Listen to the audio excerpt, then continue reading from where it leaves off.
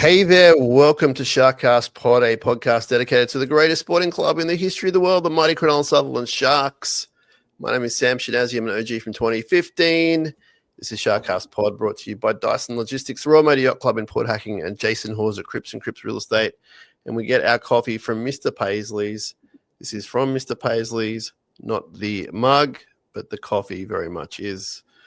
And on the other end of this line is the person who this show is all about. He is a good mate of ours, good mate of the show's, Mr. Kieran Fraser, big Sharks guy. How you going, my friend?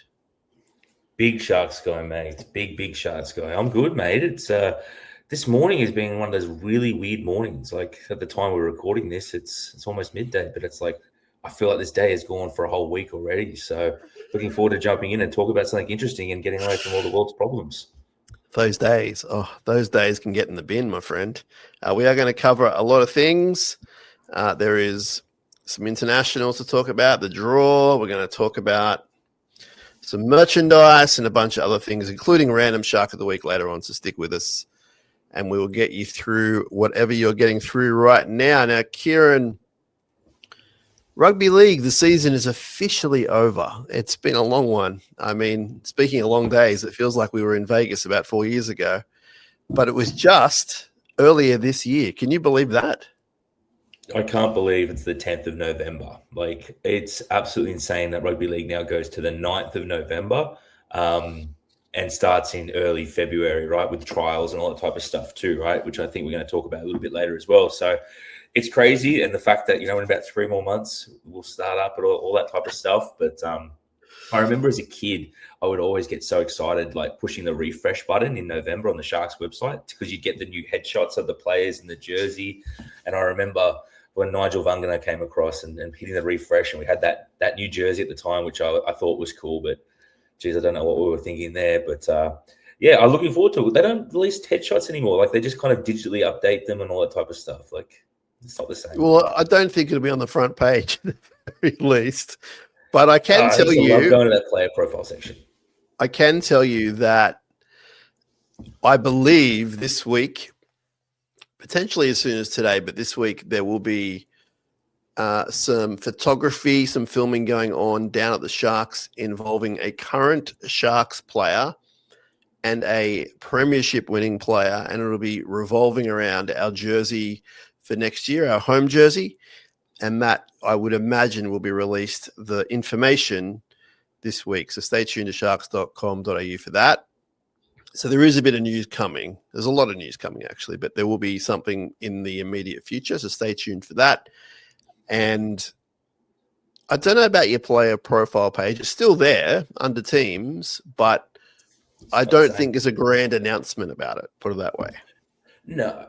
But, like, I think the days have changed, right? And fact that the Sharks now get out a jersey before Christmas. Do you remember that period there for about 6-7 years where we didn't have a sponsor? We didn't know what the jersey would look like. And it was being released in like February, January. We just never had a jersey for Christmas gifts. And I remember people used to get so rolled up about that. But yeah, so the rumor is that we're getting a new home jersey. I don't know anything about it. It seems like you have heard a little bit about it, but I think that we're like one of 2 clubs that haven't officially launched their jersey. So there's been a bit of talk online about that. Oh, I've seen the talk online, and I've been holding myself back not to jump in because it's not really my place to do so. And also I don't want to be getting all those notifications, but I don't want to say about the jersey because I don't know if it's been publicly revealed. So I don't want to be the guy that spoils it. It's not my job to do that, but it is something very familiar and something very successful, and you can use your big brains to work out what that is. Yeah, it's going to be cool. It's going to be cool. It's going to be cool. If you didn't know, Kieran, there's a bit of a milestone coming up next year. So I've heard. Yeah, and we'll be talking about that in the off season really soon. Actually, we'll get to all that. We've been a bit slack with that, but we'll be getting to the milestone season next year. Milestone season, celebration season. I don't know what the word is I'm looking for. I'm only on my second coffee, but you guys know what I mean. But footy season is over. We were in Las Vegas in February, March. I actually went back and had a look at what we did over there, and one of my favorite things was being blessed to be at a training session, and it was out in this series of fields, about 9 professional sort of fields, with like the mountain in the background, some sort of mountain or yeah, I think it were mountains, and there was snow on the mountains, but it was a hot day. It would have been like 30 degrees Celsius at least. It was very bizarre. In Las Vegas, talking to Blake Brayley, talking to Dave Riccio, and here we are. The season has just ended. I was explaining to my son on the way to school today, essentially explaining how the Vikings season's probably over, and he said, yeah, but there's a bunch of games to go. I said, yeah, but it's such a short season. You kind of know when you're going to go on a run or when you're not. But I said in rugby league, for example, you could leave your run till round 16 and still probably come 5th or whatever. So that's how long our season is. There are pros and cons, obviously, but the pros are we get to sit around and talk about it so much. So a lot of fun. International games on the weekend, Kieran. The English Test series, the Ashes series, won by Australia 3-0. Didn't affect us because there were no Sharkies playing. There was one great, handsome Shark in the stands watching. Do you think Blake Brayley should have been allowed to play, should have been selected? I mean, I get the whole we don't just hand out jerseys type, vibe and, going for 3-0 and all that type of stuff. But, I think the opportunity to rotate some players into the system would have been probably more advantageous. Like, I look at it and go, you've got a World Cup coming up next year. I get that Kevy hasn't got the job yet and he's fighting to, put his best foot forward, his best 17. I would have probably looked to have made a couple of guys and just see what they looked like out there. Like an Ethan Strange could have had a game off the bench instead of Dearden. Like, did Dearden really need to do 3 games off the bench? Like, even just starting Brayley and off the bench, one game, you could have made changes around it, right? And if you didn't want to make changes just for the sake of it in game 3, you could have took the view of the series to say, we're going to try and work out what our best 17 looks like over games 1 and 2 before the game 3. But yeah, it's a little bit disappointing for Blake. It kind of reminds me of how, like, when Nico won a comp at Melbourne but didn't get on the field. Blake will be a kangaroo tourist, but you never know. He might not get that opportunity again. Like, injuries and all that type of stuff can come up. So fingers crossed for him. He does get to wear that jersey, because that was another thing I used to love. It was the stats on the website where it's got all the official records and it lists all the test players that have ever played for the Sharks. So it'd be great to see Blake on there. The whole thing about handing out jerseys is bogus, because I would say almost every player that made the trip deserves to be there. Even a guy like Strange, who's a rookie youngster, he had a hell of a season. Like, he was fantastic. Yeah. If someone's going to deny Blake Brayley a jersey because they think it's charity, the guy's going to be the Blues hooker next year. Like, there's no doubt, right? So I think that's out the window, that argument. The other thing is they were always going to win. England just can't score points. They scored 8 on the weekend. The Australian team has not been lights out. It's not like every player deserved to keep their spot. And yeah, I thought it was a bit disappointing. And I think it would have made the game even more fun to watch, more enjoyable. I know that's not Kevin Walters' job to provide that for us, but I found it a bit of a stretch that there were no changes over 3 games. I think that's correct in saying that. There was one with Yo because he had the head knock. Sure. Okay. But I just find that really odd, like, especially considering they knew they were not going to be playing other games midweek or whatever. So, yeah, I mean, happy he went, happy that he would have learnt a lot from being a professional, touring around, to being around all those players and staff, etc. Like, it's awesome. It's all good. But the other thing is, though, the other argument from our point of view as a Sharks fan is he's not going back to training until, in theory, everyone else will be back. He'll be a couple of weeks, a month behind them. Now, knowing Blake, he'll probably just turn up early and whatever. But I think from a rugby league player association point of view or whatever, there's a thing saying they need this amount of time. They can't get back here. But I'm sure he'll break it. They all break it. But that's another argument. Yeah, but I mean, I look at it and sort of say, like, he's one of the fittest humans that we've got, in the No, I whole of know. the country. I know. So it's not as if, he's going to turn up and be out of step. And I also think if you look at the two combination wise, I think they kind of worked out this year exactly how they want to use Blake. And, a lot of those pieces like Nico and Tricky aren't changing. So I don't think it's going to affect us too much. I do No. look at it and It's also more. think It's more. Just to interrupt you. It's more the argument of the point. It's more the factual point as opposed to that. Obviously. Sorry. Go ahead. Yeah, and I think you're right. I think he'll probably just turn up whenever he wants, right? Because I think there is something in there that says you have to give the rest, but then I think the players can kind of make their own decisions there too. But I look at it as well from a financial standpoint, and he would have got a like an allowance over there on the tour and all that type of stuff. But I can't remember what the cash payment is for games and all that type of stuff. But he's gone over there and didn't get any extra payment or anything like that because he didn't play in the games, right? So I think that probably would have been a little bit disenchanting for some of the guys who have spent a lot of time away from their family. Like I know, like Mitchell Moses, for example, has got young kids. He's got an extremely busy life. I think he's got an Instagram where he's showing that he's doing project houses and all that type of stuff where he's buying and flipping and renovating, all that type of stuff. So like it's a big commitment for these guys to be away from their families for 5-6 weeks.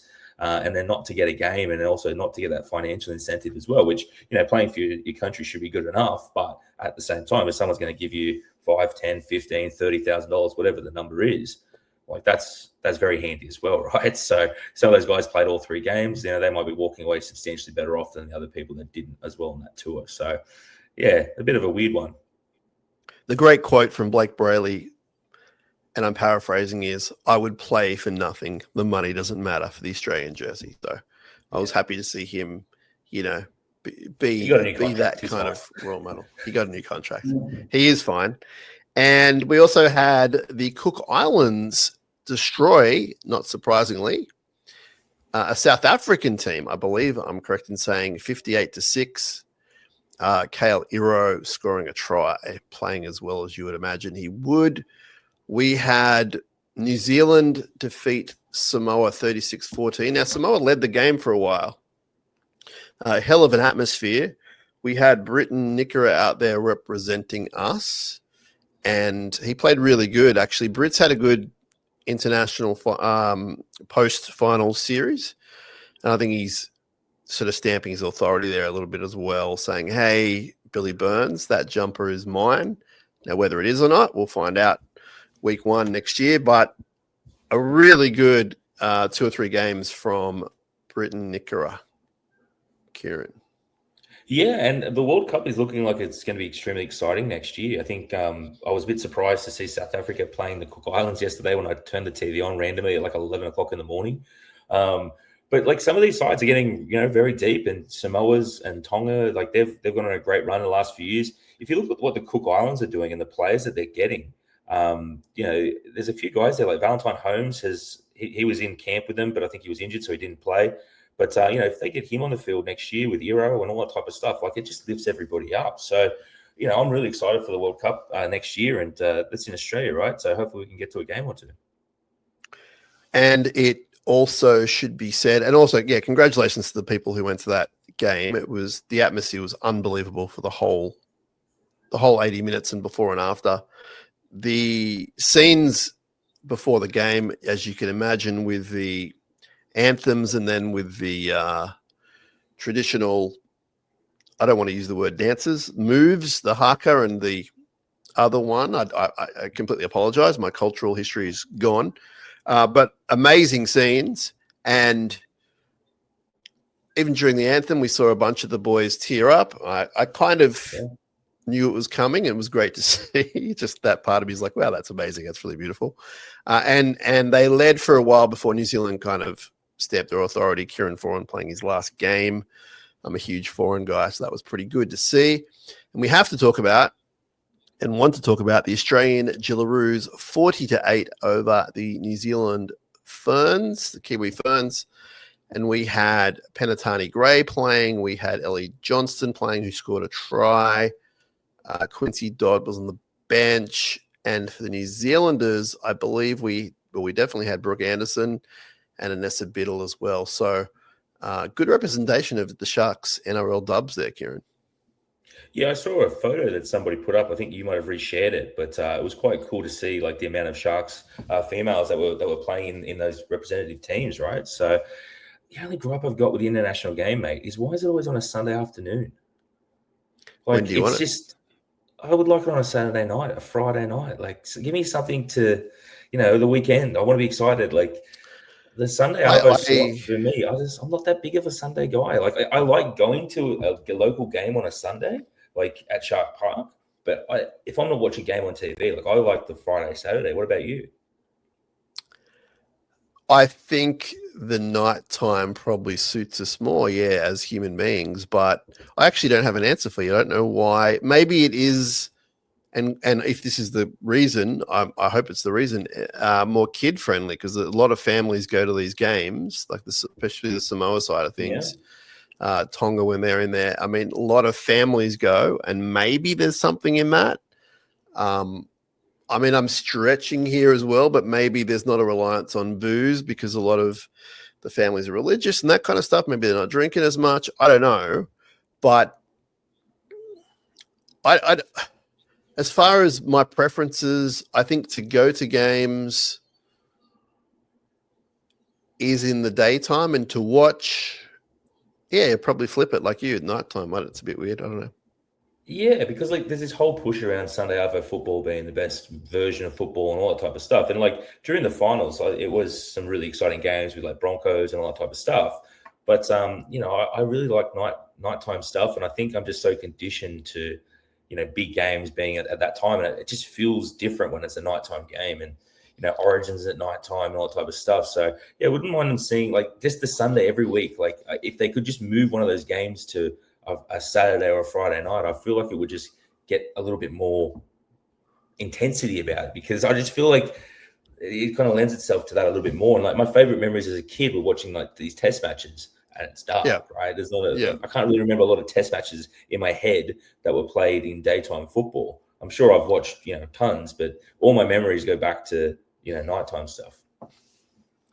Yeah, interesting. I mean, with another one or two teams coming into the comp pretty soon, we're going to be stretching the time slots all over the place. It's going to be interesting to see what they do. You might see Monday Night Football back. You might see the Not late the Sunday Sunday 6 game. p.m. Oh, that's Yeah. the worst.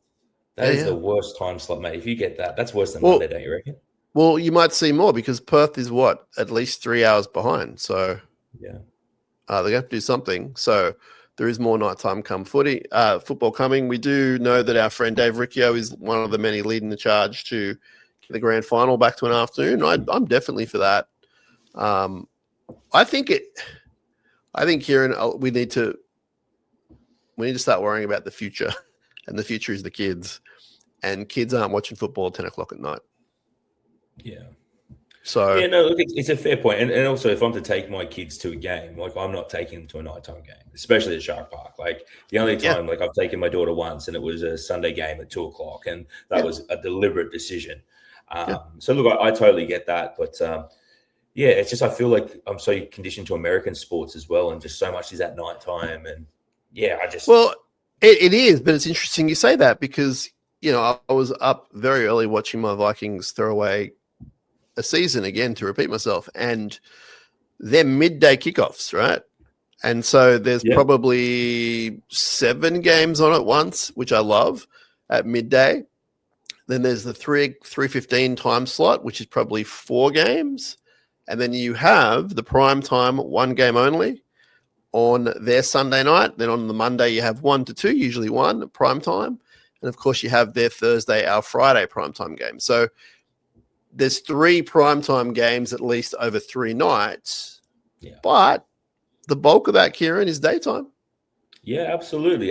But I think when you think of the big games and the primetime games, like that's kind of where your mindset goes. Like if there's like a really great fixture, they always try and highlight that and usually put it on there. But also you look at like the EPL, like they have to play some games earlier because like local rivalries, because they can't have people drinking all day, right? So that works out well. But it's funny because it's like I'll be watching daytime sport at nighttime over here, and I go, well, that seems, I'm all over the shop with it. But I think I like watching sport now because I guess also the stage of my life, I've got the kids, right? So yeah, it's hard to put 2 hours on a Sunday to watch football.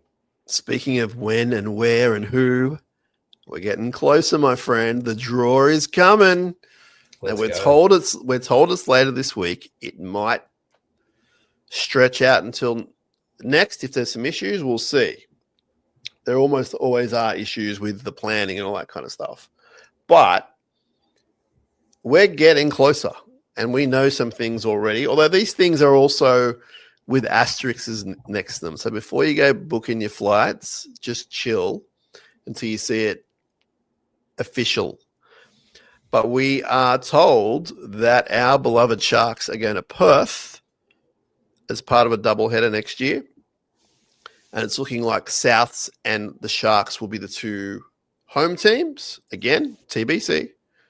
And it's looking like we will play the Roosters, and that would be on April 11th. But again, it is only penciled in. Only penciled in. That's the only thing we can say for sure. It's penciled in.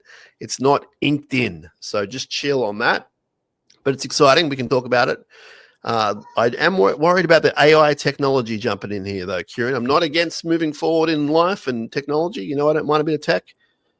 But AI doing the draw, I mean, I guess it can't be that much weirder than the Canadian bots or whatever. Well, so I just Googled this while you were talking about the draw, and I wanted to work out how they actually come up with the draw. So like you, I had heard that they use AI software and all that type of stuff, but there's so many things that are just infuriating that if you were to look at it, like why did we play Manly twice in like a 4-week schedule this season, right? So AI should surely be able to pick up on that. So again, how they do the draw is the initial setup, every team plays each other once, and then the remaining matchups are scheduled based on a set of complex criteria, which is using things like balancing principles and requirements for fan and club requests. So like we probably put our hand up, said we'll go to Perth. Rivalries. So again, we should get a game, 2 games versus the Dragons, fan interest, marquee events, and a balanced schedule. And I think that's probably where it falls down the most because, you know, we saw it this year where we did all that travel and then we spent 3 months where we didn't leave, Sydney and just going to the Central Coast, and Newcastle was that was the biggest trips that we had. So yeah, it's a really complex thing, but I think I saw somewhere Dolphins round 1. Was that something that was being said? No, it's being said that we're going to play at home, though. I believe Dolphins might have been mentioned as another home team, but I don't think I've seen, unless you've seen something else. But there's no reason I thought I saw that. But yeah, we are penciled in only to be playing in round 1 at home, and that's mainly due to the fact that a bunch of clubs are affected by, correct me what it is. Is it the Women's FIFA World Cup or something? What's going on? No, I don't know. No, I have no idea, to be honest. The Olympics. I wouldn't think so. Something. But, help me out, Riccio article. What do you got here? People are writing into us right now. I think it's AFC Women's Asian Cup. I was close. There you go. So a lot of the stadiums are being taken up by that. And for example, it's likely Souths, Para, Penrith, and Bulldogs will be on the road to commence the season. So now that's looking likely. At home, we're not sure when it will be. Depends who we're playing as far as prime time, etc. Now, speaking of preseason and jerseys, could you please hold up what you own for our viewers, and for the audio people, I'll describe it. And what you have right there is one of the great pieces of merchandise. It's the Brewers 1990 preseason retro jersey, now made available at Sharks store, sharks.com.au, or down at Woolooware Bay Central. Pop in to the new store, which is just, I'm going to give them a bit of a help here, the Sharks. It's just across the way, Kieran. Now, people who've been to the Sharks store in the last 2 years, however long it's been there, they heard it was moving and they're freaking out, right? But you don't have to, because as our friend Ash said, from her spot at her desk, at her bench, imagine you're at the cash register at the old Shark store. If you just do, I believe it's a 180 and look across the way, it's the store just across from where they are. That's where they've gone or where they're going to. So go down there. Don't freak out. You'll find it. It's just across. And it's a bigger space. Apparently, it's a lot more friendly for everyone. we're going to head down there and do some shows and that kind of thing down there. So it's a lot more fun, and you'll be able to get that retro jersey. Back to the main point of the conversation. For the listeners, not the viewers, it is a beautiful piece of merchandise, and it was worn in a preseason game. I believe it was when it was a preseason comp, and a bit more legit than what we have now as a preseason comp. It was a bit more. There was, I believe, money and trophies and that kind of thing. And we wore this amazing jersey, and it's, for those listening, you can go look it up, but it's a beautiful piece of merchandise. And it was the holy grail, right, Kieran? Like, you're our merch guy. It was the holy grail. There's not many. Well, the only ones are around are the ones that were worn, right? Yeah, I think in the wild, because again, like I do collect jerseys. I tend to lean more towards the original stuff. And if you get into the whole jersey world, like, a lot of people don't like the remixes and the remakes that they bring out because they're not authentic. And, there's often a lot of errors in some of them, how they do it. Like when we brought out the Pepsi jersey earlier this year or late last year, the Pepsi logo was like 3 times the size of the original and all that type of stuff. But I think there's only about 2 in the wild. And, I was trying to bid on one of them, and I didn't get my bid in on time. And I think I offered $600 for it. And I think it ended up selling for like $603, something like that. Oh, wow. So they're extremely hard to get. And you can get this one now from Sharksville with your membership discounts as well and all that type of stuff for probably about 110, maybe 130 bucks with postage, right? So for me, it's a no-brainer. I think it looks great. And I reckon you'll see a lot of them in the stands next year, maybe, because it's such a cool and unique Sharks jersey. It's not like anything else that we've ever kind of put out. I love the fact that it actually looks like the one from yesteryear. It's got the New South Wales Rugby League. It's got the old classic logo. Even the Brewers looks pretty legit. I don't know if that's exactly the same, but it looks pretty legit. So shout out to everyone for bringing that baby back. And Kieran's already got one in his house, which doesn't surprise me. And if you head down to the Shark store, tell them that we sent you. You won't get any discount, but maybe Ash will chuck in what will she chuck in? Like a Sharks button or something. I don't know. Tell her that Sam said you'd give something for under the value of $1 because you mentioned SharkCast. Now I'm in a lot of trouble. So we can also tell you, Kieran, that there is another event coming up at Shark Stadium before the first ball is kicked officially. And the Sharks, our beloved club, are doing a Carols by Candelight for all ages with live entertainment.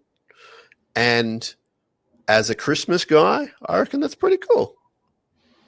As a Sharks fan, I think it's absolutely fantastic. The fact that we're using the stadium for other things outside of rugby league, and we're actually going to the government and saying to them, hey, look, it's actually a multi-purpose community venue, gives us, on the back of the BMX the other week. And as I was thinking about this on the way, not BMX, my friend. It was proper motorbikes. Motocross. Yeah.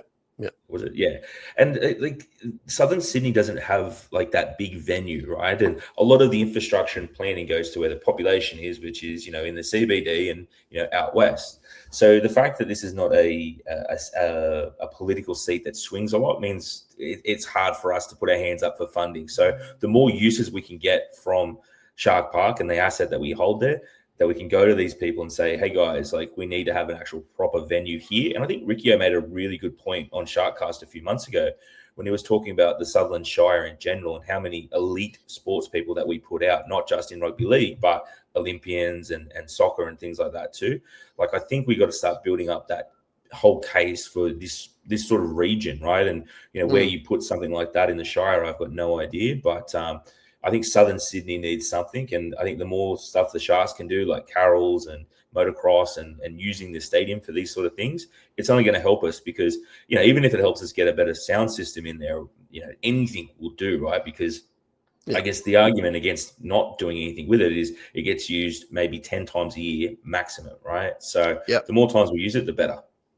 Yeah, for sure. And we'll see what happens with that NRLW draw as well. I mean, there's only a certain amount of games we can get anyway, but whether they tend to have standalones or not, that'll be quite fascinating because that will bump up the usage if they are standalone games. I'm not saying they should or shouldn't. I'm just saying it'd be good to see what the outcome of that is. I did want to ask you, Kieran, before we move on from the Christmas carols, first of all, cheap plug for my music, a new single out December 5th. It's called Christmas Time. It'll be available on all of your streaming options, and there'll be an option to buy it if you're one of those crazy people that buys music. But because this is your show and it's not 100% Cronulla Sharks all year round, and we're going to come back to some Sharks. Do not go anywhere. We're talking Sharks still. But when do you put your tree and decorations up? Oh, mate. So I'm going to answer that question, but I'm also going to start with Halloween because I feel like the whole period starts with the Halloween stuff because I've got young kids that are very excited, right? So the 1st of October is when we start putting up Halloween decorations. And now we're not one of those crazy houses that has, you know, the huge gargoyles and all that type of stuff. We talked about that on the last show, the South Caringbah freaks. Yeah, and I heard that Green Hills went crazy, but maybe that's where we'll get down to next year. But, you know, we put up a little stuff and you can buy those inflatable guys from like Woolies and all that type of stuff. So we start that in October. Then they come down. You said October 1. Yeah, start of October because you got Halloween. So you got the whole month. October. Yeah, the whole month, mate. Right? I like where this is going. Okay. One of my kids at this age, they enjoy it, right? So I've got a 3 and a 6. No judgment. Right? No judgment. So they absolutely love it. And while we drive like down Barony Bay Road, just hearing the kids scream and how excited they get when they see this sort of stuff, it just makes me go, all right, let's get into it. So then that comes down November. I think if it was up to my wife, we'd have a Christmas tree up already. She did say we need to buy a new Christmas tree this year, so that's probably impending. Now, another question for you on fresh or fake, so to speak. I go fake, mate. I had some real ones as a kid, and I just remember the hassle of all the droppings and then disposing of it. And you know, I'm not about that life. I'm going fake all the way. But I think for me, it'll all start going up on the 1st of December. Now, this will be the first Christmas that we've had in this house. So I'm going to take a photo of my house, upload it to ChatGPT, give all my information over to the AI overlords, and get them to suggest how I could style my house. Because I look at some of the ways that people do it, and I just think, how do they get up there? How do they make that hang from there, right? So I'm going to use AI to help me with my Christmas decorations this year. So that's a scoop for you. Now, I'm not going to turn my screen around, but if I was to do that, I don't think I can do it. I don't know how to do it on my Mac. Anyway, November 1, we went up. Maybe it was the 2nd of November. Yeah, tree. So not outside house lights or anything, but inside, beautiful tree, and then some other fairy lights around a bookshelf near the tree. Is that normal for you, or is that just... We go early, but this is probably the earliest ever. Yeah. But I got to say, I'm not against it. Like my mood lifts and it's there's something about it that I really like. Well, mid-October, Miranda was full of Santa decorations and all that type of stuff, saying Santa was coming. So I think actually he started last week doing photos with the kids down there. So I think that is premature. So I don't want to be all out and go, everyone should be doing this. For me, personal choice only. Very happy that it's early November and I can see some festivity, but I don't necessarily need to see the big fella in the shopping center until maybe late November at least. But that's just me. I'm happy he's there. I've got no problem.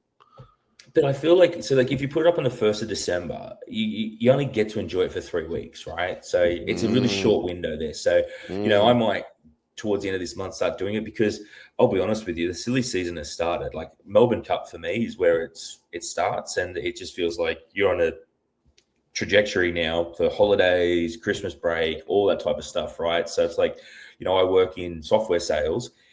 It is so hard to get things done at this time of year because people move, like procurement, all that type of stuff, right? So for me, it's a really strange window where there's a lot to get done, but the windows just get shorter and shorter, and the days just really mesh into each other, right? So, there'll be Christmas parties coming up in the next few weeks, right? So I think my work Christmas party is not till the 19th of December. So I've got a bit of time there, but you'll start seeing good. invites.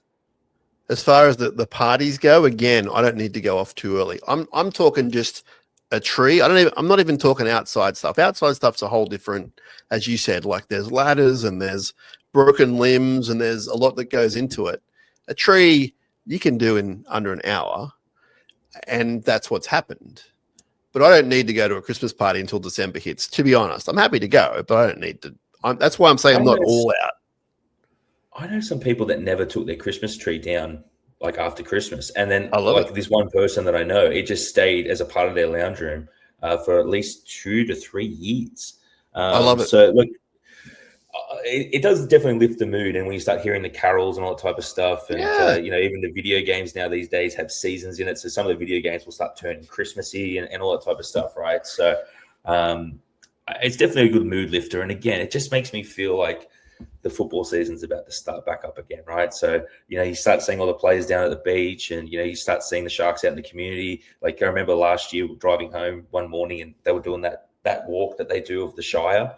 So like that reminds me of Christmas now and all that type of stuff, right? So yeah, there's plenty of stuff to get amongst this time of year. All right. Well, we need to talk some more Sharks. Let's do our regular segment, Random Shark of the Week. And I only use random. These people are not random. If you've played one game, then you're an absolute legend in our eyes. It's all respect. Now, I will put an asterisk up like I did the other week when we did one, and I'll say I'm not sure if we've done this fella or not, because the way I choose them is very specific. And because we've been doing this for a couple of years now, then we had a bit of a break from doing it, I think because the season got too busy or whatever. We're winning too many games. We stopped doing it for a while. So I don't know if I've done this fella, but if I have, it hasn't been for a while, and you should be able to, it won't be fresh in your mind, put it that way. Random Shark of the Week, born in 1980. So born in 1980. And he played 116 first grade games. 116. Scored 24 tries. So 24 tries in 116 games. He made his premiership debut in 1999, a great year. 1999. There's a Seinfeld Millennium joke in there somewhere, I'm sure.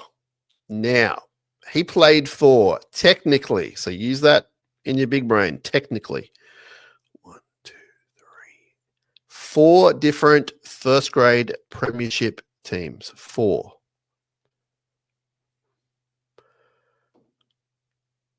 He finished his season, and he finished his career, I should say, at Cronulla. So 4 clubs. The 4th club was the mighty Cronulla Sharks. And he is a player who has played at the international level. Okay? So he's an international. I've got a guess. Is it Hassan Saylor? No, but we've done him before. Well, that's where I was thinking. That's where I was going. Yes. And did you have some Hassan Saylor stories from me, or someone else did? So he used to own a restaurant, and James Maloney's 30th was at that restaurant. Yeah, and yeah. It's not the great Hassan, but we wish him all the best. And he has been a past Random Shark of the Week. So 1999 to 2006, played every season at least one game in the NRL, and at 4 different clubs. Finished at Cronulla. 24 tries, 116 games, played at the international level. Only played 1 international, I'll say that. Let me just double check that. Only played the 1 international game, and that was in 2003. This gentleman, as a Shark, he won just one game in his time at Cronulla. One game. The year that he played with us, we came 13th in 2006. Is it Richard Villasanti? The random shark of the week is Richard Villasanti. Well done. Prop forward, most known, and careful what you say here, most known for his time at the Warriors. He spent 6 years at the Warriors. He started at Balmain, which I'd forgotten about, which turned into the West Tigers. That was the technicality of the 4 teams. Just 7 games for the Mighty Sharkies. He played various games from round 5 through to round 25. I can only assume, and it is an assumption, that he was injured because he went from like round 5 to round 12 to 19 and then a few games to finish the season. I can't imagine. I don't know. Did he play Reggie's? I don't know. Do you have any memory of that? I don't remember playing Reggie's, but I can remember being excited when he joined. He joined us mid-season, I believe, from the Warriors. So I think he might have started the year. Like, I've just Googled it now. He joined us in May. You're right. So, yes, you're right. 2006. Yes. Okay. Yeah, so he that's a good reason. And so Ben Ross had a season-ending knee injury. So Villasanti came to the club. And yeah, he was filling our front row with Mayaba. Wow. Apologies. He did not play round 5. Round 5 was for the Warriors. I'm looking at it incorrectly. Apologies. Very well done, Kieran. He played from round 12 to round 25, but still only 7 games. There might have been an injury there because there was 1 game in round 12, then nothing around 19. So, yeah, look, I remember being excited when we got him because, he was only 2-3 years off being an Australian tourist at the time. And, that grand final hit on Freddie, which, the Roosters players said inspired them to win the game, but also too, just having that enforcer with also that pack that we had at the time with like the Lance Thompsons and the Gallons and Birds were sort of finding their feet too. So I remember being excited when we got him. I remember being very underwhelmed though, because I think he had injuries and that type of thing, right, which might have impacted why he left the Warriors in the first place. But he was a guy that in a period of time there, like let's just look back at 2006 to about 2008 when Ricky Stewart came in 2007, right? But if you just look at that little window there, there's guys like Leon Bott, Darren Albert, there's some really random guys there that had great moments in their career, but somehow popped up at the Sharks and then were gone in an instant. Well, let me read out the last team he played in. So it was the final round against, it was his final game, I should say. It was round 25 against the Drags in Wollongong. We lost 18-4, sorry. But Darren Albert at fullback, the premiership winning Darren Albert, Mitchie Brown and Luke Cavell on the wings, Ben Pomeroy, Phil Bailey in the centers, Dykes Kamali. So it's not too bad, although the Albert thing's not great at fullback. He gave you everything he got, all heart, but he's obviously more of a winger. Villasanti starting prop with Lukey Douglas, Kevin Kingston in the middle, Bo Scott, Lance Thompson, Paul Gallen. So it's not the worst team, dude. And the bench is James Stozic, Nigel Vungana, your boy, Brett Carney, and Reece Williams. So Vungana, Carney, and Reece Williams on the bench as a small bench with the giant James Stozic. So I've seen worse teams, but in, a key position, for example, Albert, Mitch Brown. But that was the Villasanti. Albert?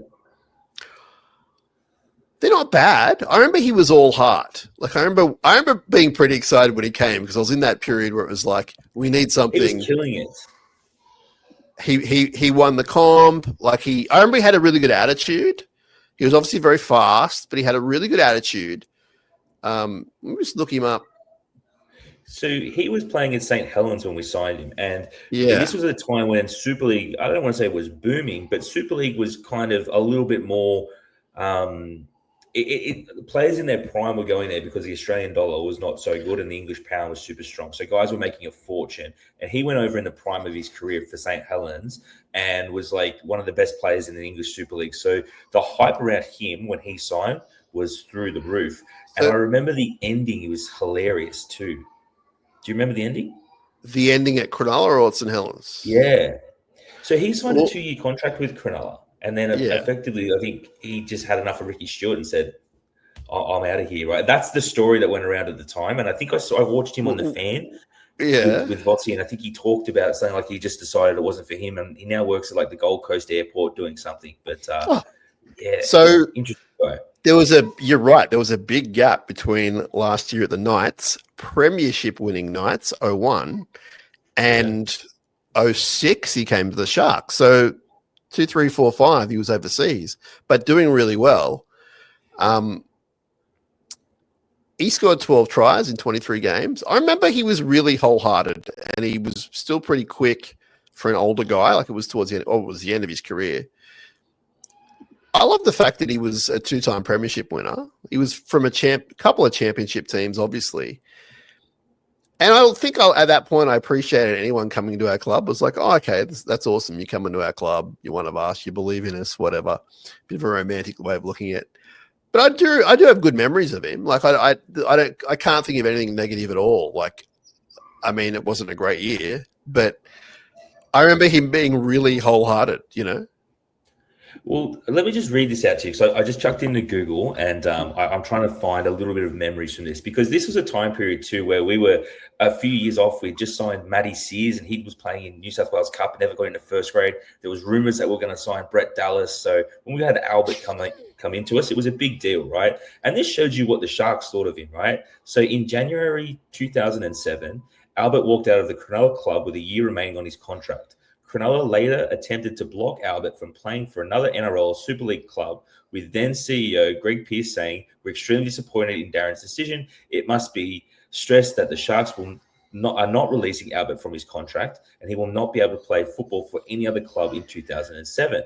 We will stop Albert playing in the UK. He doesn't have a release from us, so he won't be playing. He can go over there and play second division if he wants, but he can't play in the Super League." So that tells you the Sharks were upset about how it all went down. And again, it happened in January, right? So the story was he turned up, had enough of preseason, and said, "I'm out of here." Maybe he had a deal lined up to go back to St. Helens, and it fell through. But a Dustin Cooper-esque, not Dustin Cooper. Dustin Cooper went to rugby mid-contract with us too, right?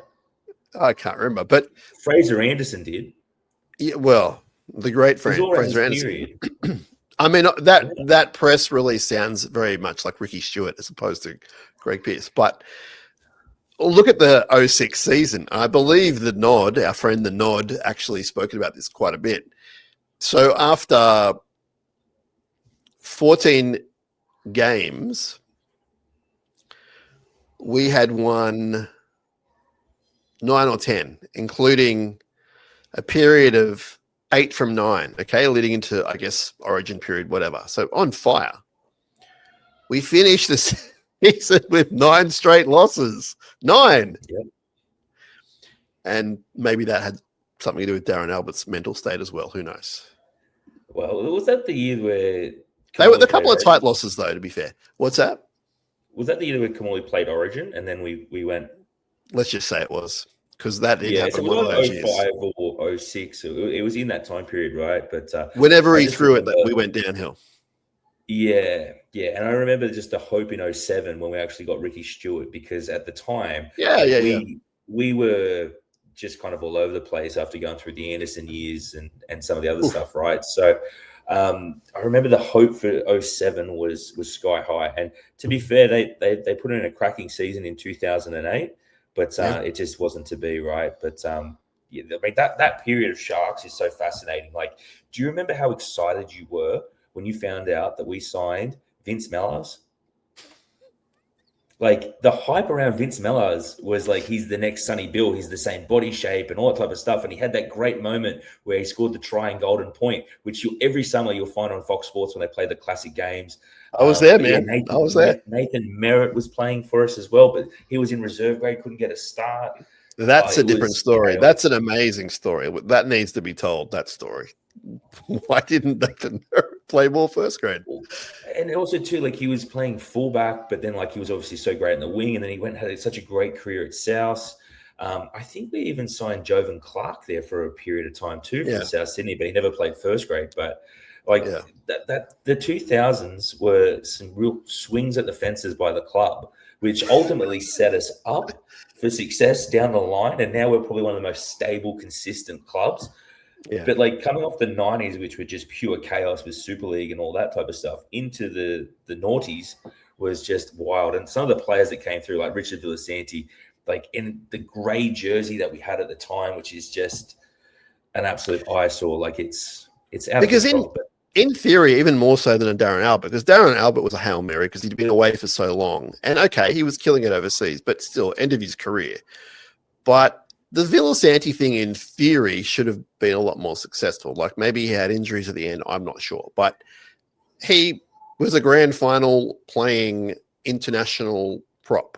Like there's nothing wrong with signing someone like that. Didn't work out. But you're right, they were definitely the Sharkies were definitely out there loving every minute of like purchasing players. oh mate, and his age back then too. He was only 26 when he signed with the Sharks too, right? So Yeah. you know he could have played for the Sharks to 2010 if things had worked out right for him.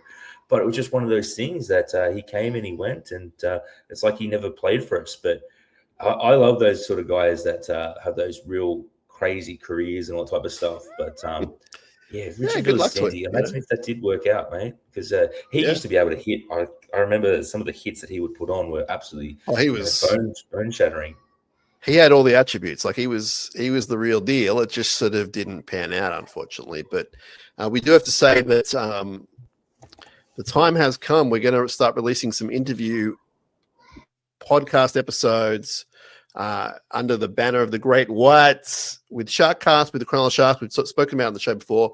The Aaron Raper interview will be dropping, we think, this week. So barring any incident with tech or whatever, we think this week you'll be hearing and seeing the Aaron Raper interview. It's unbelievable. You have to watch it, listen to it.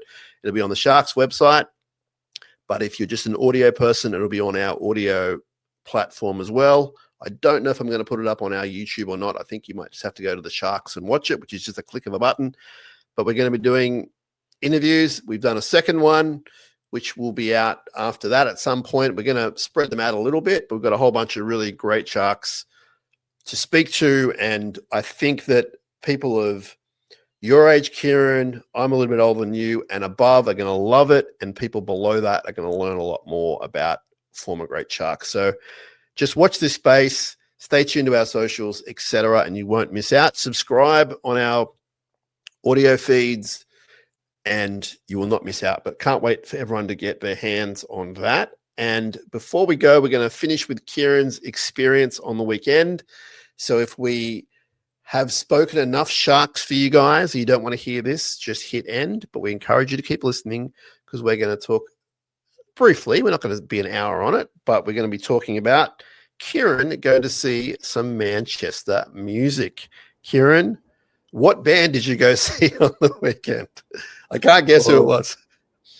I went and saw Oasis, and it was one of the best concerts that I've ever been to. I was absolutely blown away by it. Like I had high expectations for it, but it absolutely knocked it out of the park. And I think seeing the joy that it brought to so many of my friends and also like people that I am friendly with, but like I'm not super close with, and then their stories about like how they caught up with friends from 20 years ago and things like that too. Like I thought it was great. So I went to it with one of my friends and his older brother and another friend's older brother. And, we spent, all our high school years together and all that type of stuff. So to be sitting there with those guys in the stands was absolutely unreal. Ran into someone that was in my wedding party. He's a very tall man, and I was able to spot him in a crowd. So I pulled him over. It's actually the second time I've run into my friend Fraser without planning it. Like I knew he was going to be there. Like we were playing phone tag and that. But I'm like, it's all right. I'll find you. I found him there with 80,000 people just walking through the crowd. And I also found him at Oktoberfest with 200,000 people because he lost his phone. And I was like, I'll find Fraser. He's tall enough. I'll be able to see him. And of course I did see him. So now was Fraser wearing a bucket hat? He wasn't, but I did not know the stories for why people wear the bucket hats. Is it a story we can tell on air? Well, I think if you remember back in the 90s when Jason Taylor went to the cricket, I think it's something similar to that. Is what I was told by one of my Scouser friends who. So what you're saying is people get very inebriated, and then it covers their face. Is that what you're trying? Like, what are you trying to say here? So my friend who is a Scouser, he was telling me that when he goes and sees them play over in the UK when he was much younger, he said the first time he went, he didn't have a bucket hat, and he really regretted it because people relieved themselves in plastic cups and then throw them during the Okay. So That's he was saying that horrific. you need it to absolutely cover up. No, And then so he also says like the no, Parkers go into it as well. So there you no. go. That's awful.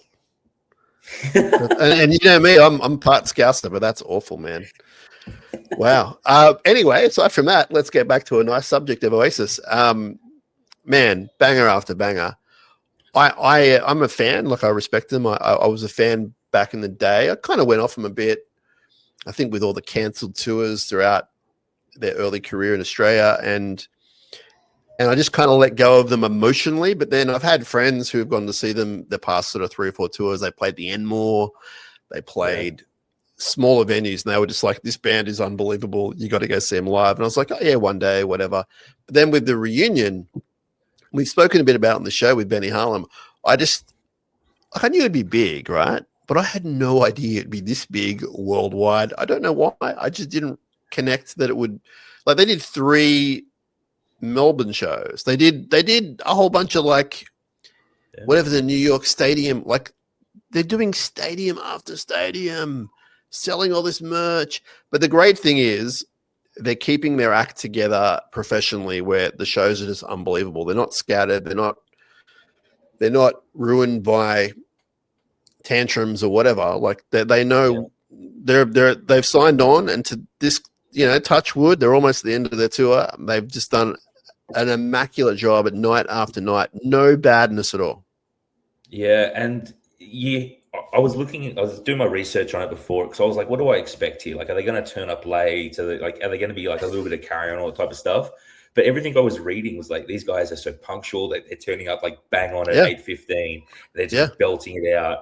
And you know they've got so many good songs, but then you forget some of the other great songs that they've actually got, and you just like one into the other, and then like their mega hits are mega hits, but they've got so many other great songs in between there, like Cigarettes and Alcohol, which I wouldn't say is on the same level as like, Champagne Supernova or something like that. But like, just they've got so many good songs, and just to see how crazy everyone went. Someone described it as the Taylor Swift for 40-year-old men. So sure. I thought that was pretty bang on. But I've never seen Olympic Park that busy, and we've been to grand finals, origins, everything like that. The lines to get into like the locker room bar was almost at the train station, and then inside the line for a drink was almost back out to the same sort of length. It was insanity. You couldn't get a drink. So we'll get to that in a sec. But was the encore something like Wonderwall, Don't Look Back in Anger, Champagne Supernova? Was that the encore? Like those 3 songs at least? They finished with Wonderwall. I'm 99% sure. I've got it all recorded on my phone, of course, because I was one of those guys that was just holding my phone up all the time. I'm pretty sure they finished on Wonderwall, but I think the encore was 3 songs. But they did play some of the bigger hits early on in the show. Like Morning Glory was like maybe the 3rd or 4th song, and like they had some of their bigger ones early in the show. Yeah, but of course. Yeah, there's not one that they left out at all that you sat there and thought, I would have been good to see that. But no, they hit everyone. I'm pretty sure I read that they didn't do anything after a certain year. So I'm making the year up, but it might have been like 02, or there was at some point, because they've released albums, I don't know, up until a certain point before they broke up. But on this tour, they're only doing up tours. So they're really providing entertainment for the kind of, not only so much the older fans, but the broader fans who maybe didn't buy the last album, for example. Yeah, and you sort of see that with, I remember the Red Hot Chili Peppers came down here a few years ago, and I didn't go to that, but a lot of people were complaining that all they were doing was playing the new stuff, and they're like, we don't want to see your new stuff, no offense. So that must be a really hard act to balance, but Oasis was just like bang out all the late 90s stuff, and it was fantastic. So you and I have talked about it, but the lack of facilities, and you mentioned this before, lack of facilities in that area, like it is just not a great place to go watch what should be some of the greatest moments in your life. One of them was the greatest moment in our life. It's not set for that. I didn't go to many, if any, Olympic events in person. So I can't speak about the year 2000, but certainly now, 25 years later, it's just not. It's like before the Penrith prelim last year. Yeah, there's like that. Is it the locker room? There's one place to go, and you're just trying to like get a beer and meet your mate, and it's. And I know that's not what it's all about, but you do need to provide for people who do like to go out before and after, maybe something. But even just the transport situation, which I know you've got a story like, and I've told you this as well, that these days I'm a parker. If I can't get a park, because I got screwed after, so to speak, might have been a Foo Fighters show. Luke Combs, that was it. Luke Combs, and it was the same night as the Australian women's soccer team against England. That would have been a nightmare. So Luke Combs was in the small arena. They were in the big one. And we sort of did our best to wait a bit and the whole thing. We did our research. Mate, it took hours to get out of there. It was not fun. By train, I should point out. And even then, I was still crammed. I was like, I think I'm done here. I can't do this anymore. And ever since then, I've been a parker. Now, if I can't park, I'm going to be hesitant to go. I'm not saying I won't go, but I'd be a lot more hesitant. But if I'm driving, as I said to you in a text, I really can't be drinking a lot of drinks at the Manchester Boys gig, and that's fine. I'm there to watch the show. I know I'm going on a tangent here, but the point is, I would love to see some improvements in that area. Well, and I was talking to someone who works at the NRL today, and about the whole situation, and they were sort of saying that it's hard because the stadium's only responsible for the stadium. And then it's kind of like up to the government to be responsible for the other stuff. And it's like, it's really hard to work out that sweet spot. But like the fact that your phone, like you can't get internet access. Like, so I booked an Uber and I was trying to get to my Uber and he was texting me saying, turn your location services on, which I did, but it wasn't uploading for him. Right. So it's like, there's not even a dedicated Uber rank at the stadium, right? Now, if there is one, I might be wrong. My Uber driver didn't know that either. So there's potential of it. But I put in a chat GPT, and again, I'm not plugging AI here again, but I put in there, like, I want to get home. I want to have a couple of beers because, like, I went and saw Blink 182 out there a few years ago. I drove. I thought, this would be nice, seeing some friends I haven't seen in a while. I have a couple of drinks. So I pre-booked the Uber for 10 past 11. The show finished right before 11. I dropped a friend off in Yowie Bay and I dropped my other friend off in Doolan's Bay, and I got back to my house in Caringbah South at 1 a.m. So it was a 2-hour journey for me. I had friends that went back to the Central Coast and they got home at 1:30. So like a 30-minute difference for a much bigger commute. Like the gridlock traffic there was insanity. On the way in, I went to Everleigh and then I had some drinks there at a brewery. And then it's only 2 stops on the train to Homebush. That was pretty good. The English people on the train were absolutely feral. I was on the train by myself and I just thought this could kick off at any moment here. So it was one of those things because they were just drinking on the train, not just they were going hard. Yeah. And the thought of doing that on the way back does make sense. But to your point, the access to the trains are so hard. And the only time I've had a good experience getting out of there was after the 2016 grand final. And, stayed there, watched all the fireworks parade, there's players walking around the stadium, all that type of stuff. So I got out of there. I don't know what time I left the stadium, but the buses were running still too. And because the crowds weren't so bad, I got on a bus and I got dropped off at my location really quickly. So, maybe that is a thing, but I feel like concerts are so much more chaotic than a rugby league game. Like you go to State of Origin there, like you're not waiting 2 hours to get home after State of Origin. I don't know why. It's the same amount of people. I don't know why. I was trying to think of that myself, but then you look at sometimes like when they had. In fact, it's less people. It's less people. There you go, right? So like, last year Taylor Swift was on at the same time as Blink 182, right? So you had like 100,000 people there. And I can't imagine how chaotic that was. But I did speak to a friend who went to Blink and was at Oasis. And he said the Oasis night was way worse than what that night was with 100,000 people there. So interesting. I can't understand it, but it did put a little bit of a damper on the night because I was so tired. And then the wife starts getting into you saying, you had a big night last night. I was like, well, no, I was just got home at 1 o'clock and the lines for drinks were so bad, I couldn't get a drink. So I'm actually not hungover. I'm just really tired. But that's also another bugbear as well. Like why are they not catering, so to speak, for if there's how many people, 70,000, 80,000 people at the concert? Okay, 1 in every 4 is going to be drinking at least, obviously more probably. Why are there not enough people serving food and drink? Well, we went to a pub in Everleigh. I think it was Brewdog. So a nice little sort of a pub there, and I think they had an Oasis event on for it because obviously it's right next to the train station, and the line there for a drink was like 40 minutes. And I just remember saying to my friend, yeah, like they had like 4 people on there, and people were ordering on their tables and were saying it took 45 minutes for the drinks to come out. So it's like, why would you host an event and then not put enough staff on to cater for it? So it's not just a Homebush thing. I just think everybody. I read an article from somebody in Melbourne that said they had a week's worth of trade in one night at their bar thanks to Oasis. So I think I believe that. Got together with their buddies and I believe that had a real crack. So yeah, it was a wild night, mate. I've got, some might say, in my head nonstop for the last 72 hours. I've been singing, I think, "Don't Look Back in Anger" just around the place, and I didn't even go. And I didn't. I sort of have a little bit of FOMO and a little bit of regret, but not too much. Like I'm totally fine.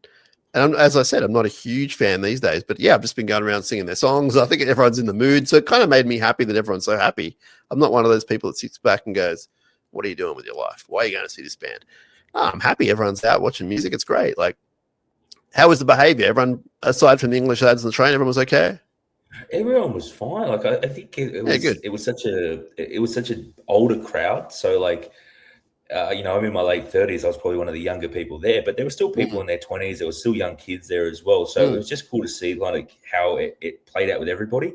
Nice. The Shire is full of a lot of English people as well, and all the English people I knew were there with all their friends too, and it's absolutely hilarious how everybody was dressing up and wearing the Adidas stuff and all that type of the bucket hats. So I'm just looking at them going like, you're never going to wear this again, but God bless you for having it.